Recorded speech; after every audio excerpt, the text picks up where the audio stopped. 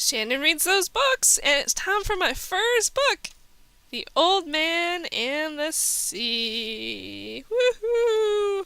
I am so excited. I am so excited I finished my first book for the Those Books project, and it is Ernest Hemingway's The Old Man and the Sea from 1953. It gets on the list because it's number 28 on the Librarian's Top 100 and number 173 on the BBC Big Read. I will leave a link below for the GoodReads list I have made for all of those books if you'd like to see other titles that are on there. Oh, this is so exciting. I gotta say, it's so nice to actually finally be in this project. I've been thinking about it for so long, so to have got in and read the first book, it is just absolutely just feels so great. And I chose this title because, well, it was kind of random. I just sort of noticed it was available at the library, so I took it out. My sister Susie had recommended Hemingway to me, and then my dad recommended this one in particular, mostly because it's short, and, to be a little less intimidating for some of than like War and Peace or something, right?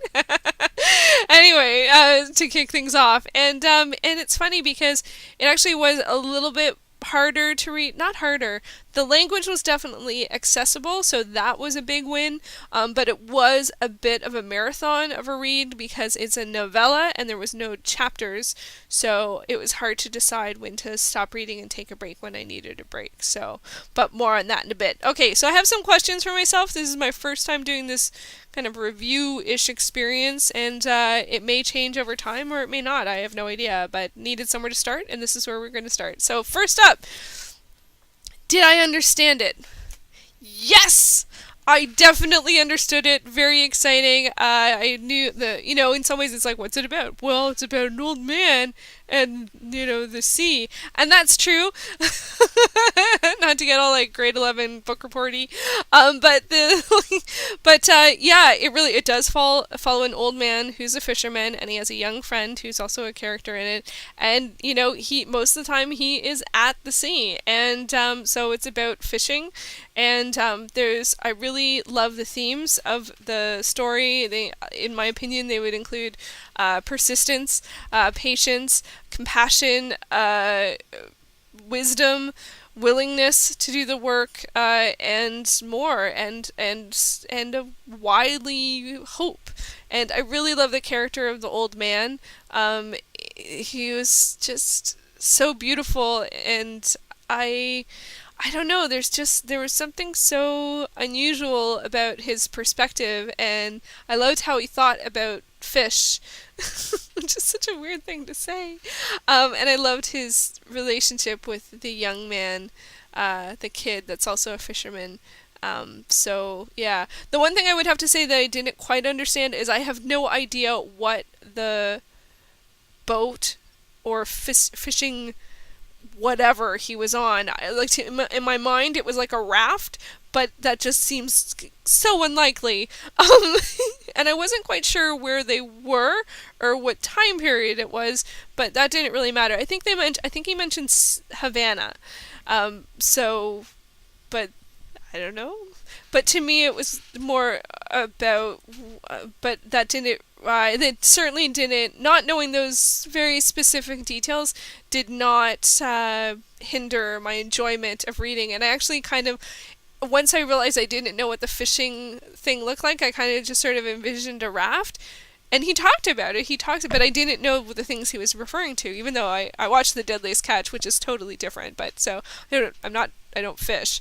But, it kind of became magical that I didn't understand what it looked like, so it kind of changed shape in my mind depending on what he was talking about or what was going on. So it was kind of a wild experience. So, coming up to the next question, did I enjoy it? You can probably tell by my smiling and my laughing that, yeah, I really enjoyed it. I love the characters. I really enjoyed the story. I also enjoyed there was a beautiful sentiment of there was either compassion or understanding, or being able to understand other things and that they're different from you. And that's something that I think is very important, for everyone. And I would not have expected to find that from The Old Man and the Sea, and maybe that's me bringing my own values to it. I don't know, but it definitely felt like it was there. And I also enjoyed the writing itself. I find it really odd that I've realized that I can often not pay attention to the actual writing. I just want to know what happens as opposed to enjoying the way in which something is written. And in this, I definitely enjoyed the way in which it was written. So that was a joy. And there's particular phrases that even stand out. And I remember, which is very unusual for me. So so it's a good thing that happened. All right, next up. Was it what I expected? Not applicable. I didn't really have any expectations of this going in other than that, hey, it's probably about an old man and the sea, and it was, so I guess it meets expectations. I didn't have any super expectations of an Ernest Hemingway novel or novella, and so there was nothing to measure it against. So I guess in that way it exceeded expectations because I had none and I enjoyed it. Does that make sense? Next up, was it worth it? Absolutely. I'm really happy that this ended up being my first choice, my first selection in the challenge because I really enjoyed it. It was totally worth reading. I enjoyed it immensely. So, yeah. The only thing that was challenging was sometimes it was because there were no chapters and there was no easy place to decide where to take a break. It made it feel like a bit of a marathon, but then thematically that made it kind of a meta experience, in that I connected even more even more with the story in a really weird way. All right, next up. Do I recommend it?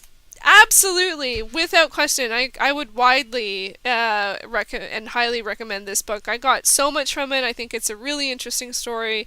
I don't think there's any barriers in this one. I've had some conversations with some people about Hemingway and if he's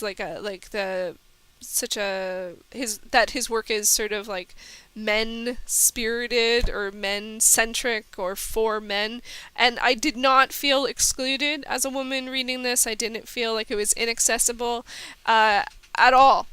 I don't know if his other works are different, but I didn't feel like this was like only men would get something from this. I got a lot from this novel, so yeah, I highly widely recommend it. Next question. Will I read more from this author? Yes, I definitely will. And there happens to be more titles on those books list that are from Ernest Hemingway, including A Farewell to Arms, For Whom the Bell Tolls, and The Sun Also Rises. I know at least the last two of those I'm familiar with. This one I was not familiar with, so you just never know. So I wonder what those ones are about. But I'm not going to read them right away. I'm definitely going to hop and skip and jump throughout the list to different titles, but I will look forward to getting to more Hemingway further down the line. Next up. Last question. What did I learn? I do like making everything a learning experience, so I did decide to do a little researchy type stuff, and with this one I went pretty basic, and that's because this is a novella. And that made me wonder, well, what is a novella? So I looked it up, and according to Wikipedia, my good friend Wikipedia, they say a novella is a written fictional prose narrative longer than a short story, but shorter than a novel, which leads me to two other definitions for things that, of course, we think we know what they mean, but do we really know what they mean? And that is short story, which is a short story is a brief work of literature usually written in narrative prose, and a novel, which is a novel is a long narrative that is normally in prose, which describes fictional characters and events, usually in the form of a sequential story. I think that's interesting because this one holds a lot more information than the novella, because the novella just places it in between, short story and novel, but like fictional characters and events usually in the form of a sequential story, which I don't know if right now if that's really the trend to do sequentially. I think I prefer it these days. I don't like this jump ahead, come back and stuff. Anyway, but that offers a lot more information. So, and then it was funny because then when I looked up, novella and short story, they don't, and I think novel, they don't have any page cut off where it goes from one to the other to the other. But again, it's, for me, it's part of those things is that, you think you know what it means, but do you really know what it means? And I'm sure that down the line, after reading more of these books and thinking of it in this way, these definitions will mean something more than they do today. I will understand them on a different level and understand more of the words, because I could keep up looking other words in these definitions, but I will save that for another day because I'm sure they will come up in more, not a short story, novella, in more of the books. I don't know how many novellas are on the list or if this is the only one, but I guess I will find out as things go along. So I hope you enjoyed that. This got a little longer than I expected for just a sort of experiential review. Please let me know if there's something you'd like included or don't feel that needs to be included in the review, whether it's like a star rating or page count or quotes, awards, that kind of stuff. This won awards, but I'm not going to go into it. Now that I said that, I feel like I have to say that it won the Pulitzer Prize for Fiction in 1953 and contributed to his Nobel Prize for Literature in 1954. I'm not going to go into that stuff too much because, one, the information's available, and two, that's not really what it's about. I'm not doing all the, Pulitzer winners or anything like that. So, yeah. I gave this a 4 on GoodReads. I find star ratings they're so personal. Like, I only didn't give it a 5 because it was hard to figure out where to stop. If it had more defined sections, I probably would have given it a 5 out of 5. That's such a weird thing. Like, why, if you just saw that this is a 4, I don't know. Would that make you more or less to read it than a 5? I don't know. Anyway, if there's anything you like included, let me know, and I'll see if I can incorporate it in. So there we go. Old Man and the Sea, number 1 book. Check off my list. I'm so excited. I have no idea what I'm going to read next, and we'll see where this adventure goes. All right, thanks so much for watching.